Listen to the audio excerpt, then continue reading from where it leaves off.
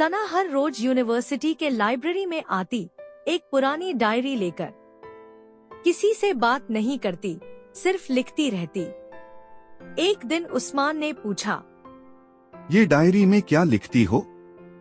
सना मुस्कुरा के बोली, अपनी जिंदगी का सच। धीरे धीरे दोनों की दोस्ती होने लगी। उस्मान को लगने लगा वो सना से मोहब्बत कर बैठा है। एक दिन सना लाइब्रेरी नहीं आई, अगले दिन भी नहीं, और तीसरे दिन एक एनवलप उस्मान के लिए मिला। उसमें लिखा था, मुझे कैंसर है, सिर्फ कुछ दिन बचे हैं। मैं मोहब्बत का एहसास लेकर जाना चाहती थी। तुम्हारा साथ मेरी जिंदगी का सबसे खूबसूरत हिस्सा था। उस्मान ने डायरी का आखिरी सफा खोला। वहाँ सिर्फ एक जुमला था, अगर जिंदगी होती तो तुमसे शादी करती।